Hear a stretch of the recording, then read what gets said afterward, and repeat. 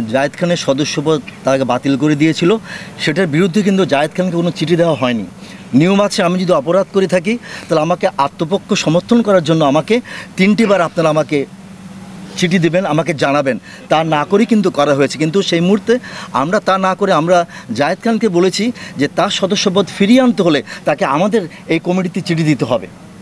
সে গত পরশুদিন আমাদের কাছে চিঠি পাঠিয়েছে যে আমাকে অবৈধভাবে কোনো সমিতিতে কোনো ধরনের কার্যক্রম না করেই তারা প্রকাশ্যে একটা বনভোজনের মধ্যে আমার সদস্যপদ বাতিল করেছে।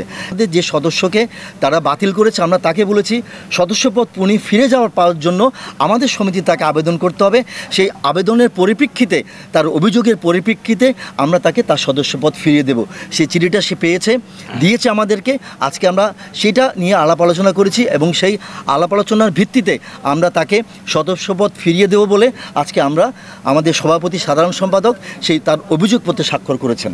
এটা জাস্ট সম্মান, একটা অনারের জন্য আমরা কাজ করতে চাই। এবং যারা এখানে ইলেকশন করে ম্যাক্সিমাম লোকজনই আগে প্রুভ করেছে যে তারা আসলে নেয় না। আর এখানে যে কোনো টাকা পয়সা না, এটা আপনারা সবচেয়ে ব্রিলিয়ান্ট, আপনারা জাতির বিবেক, আপনারাই জানেন যে টাকাটা এখানে কোথা থেকে আসবে।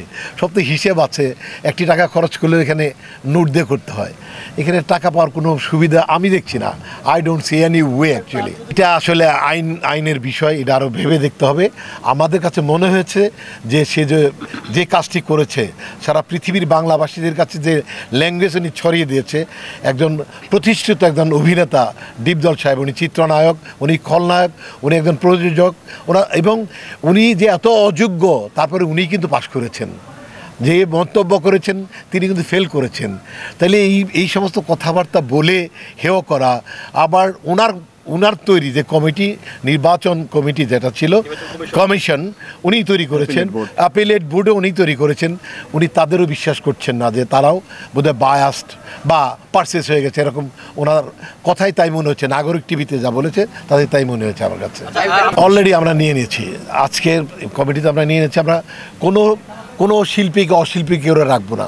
আমরা চাই প্রত্যেকটা শিল্পী তার নিজের পরিচয়ে মৃত্যুবরণ করুক। আমি যখন যাই, আমি চলচ্চিত্রের শিল্পী হিসেবে যেন ইন্তেকাল করি, এই রাইটসটুকু আমার আছে। আর যদি আমি কোনো অপরাধ করে বসি তাহলে তো সেটা পানিশমেন্ট হবে। আমি একটু বলি যে জায়েদ খানের সদস্যপদ তাকে বাতিল করে দিয়েছিল, সেটার বিরুদ্ধে কিন্তু জায়েদ খানকে কোনো চিঠি দেওয়া হয়নি। নিয়ম আছে, আমি যদি অপরাধ করে থাকি তাহলে আমাকে আত্মপক্ষ সমর্থন করার জন্য আমাকে 3টি বার আপনারা আমাকে চিঠি দেবেন, আমাকে জানাবেন। তা না করেই কিন্তু করা হয়েছে। কিন্তু সেই মুহূর্তে আমরা তা না করে আমরা জায়েদ খানকে বলেছি যে তার সদস্যপদ ফিরিয়ে আনতে হলে তাকে আমাদের এই কমিটিতে চিঠি দিতে হবে। সে গত পরশুদিন আমাদের কাছে চিঠি পাঠিয়েছে যে আমাকে অবৈধভাবে কোনো সমিতিতে কোনো ধরনের কার্যক্রম না করেই তারা প্রকাশ্যে একটা বনভোজনের মধ্যে আমার সদস্যপদ বাতিল করেছে। এবং সেখানে আমি বনভোজনে কে উপস্থিত ছিলাম আমি সবাই একটা স্বাক্ষর নিয়ে নিলাম, কিন্তু পরবর্তী দেখালাম যে স্বাক্ষরটাই হচ্ছে একটা সাধারণ সভার আমি উপস্থিতির স্বাক্ষর। এটা কখনোই কিন্তু হতে পারে না। বনভোজনে কখনো কিন্তু আপনার সাধারণ সভা হয় না। তারপরেও তারা কিন্তু নিয়মতান্ত্রিকভাবে যায়নি। আমরা আমাদের যে সদস্যকে তারা বাতিল করেছে আমরা তাকে বলেছি সদস্যপদ ফিরে পাওয়ার জন্য আমাদের সমিতি তাকে আবেদন করতে হবে। সেই আবেদনের পরিপ্রেক্ষিতে, তার অভিযোগের পরিপ্রেক্ষিতে আমরা তাকে তার সদস্যপদ ফিরিয়ে দেব। সেই চিঠিটা সে পেয়েছে, দিয়েছে আমাদেরকে।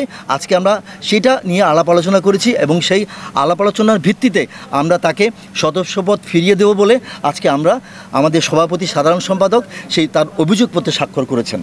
এদের যাদের প্রতি ইনজাস্টিস করা হয়েছিল সবাইকে আমরা সদস্যপদ ফিরিয়ে দিয়েছি। চাঁদা দেওয়া সাপেক্ষ কয়েকজনকে তারা ভোটার তালিকায় নাম ওঠেনি এবং তাদের সেই চাঁদার রিসিটও তারা ফটোকপি করে আজকে তাদের অভিযোগপত্রের সাথে আমাদেরকে দিয়ে দিয়েছে। তো আমরা সেই অভিযোগপত্র বিবেচনা করেই তাদেরকে পুনরায় আমরা তাদেরকে সদস্যপদ আবার পুনর্বহাল করলাম। অবশ্যই আমরা বারবার আমাদের তাইব ভাই বলেছেন আমরা যারা বাংলা ভাষাভাষী, আমি যদি বলি আমরা যারা বাংলাদেশের সিনেমা প্রেমী, আমরা বাংলাদেশের সিনেমার দর্শক, আমাদেরকে সেই বাংলা ভাষাভাষীর দর্শকদের কাছে যে একটা হেয় প্রতিপন্ন আমাদেরকে সমাজে আমরা যেখানে আমরা গত 2 বছরের যে ব্যর্থতা টেনে এনে আমরা আমাদের এই সমিতিটাকে সবার ঊর্ধ্বে উঠিয়ে নিয়ে যাচ্ছি, সেখানে এই সময়ে আরেকটি এই ধরনের কমিটির মধ্যে বিভাজন সৃষ্টি করে আমাদেরকে হেয় প্রতিপন্ন করা, এটা আসলে খুব দুঃখজনক। আমরা চাচ্ছি যে আমরা অচিরেই যেন সব বিভ্রান্ত ভুলে গিয়ে আমাদের সমিতিটাকে আবার একটি উচ্চতর শিখরে নিয়ে যেতে পারি। ইনশাআল্লাহ আপনারা ভালো থাকবেন, সবাইকে ধন্যবাদ।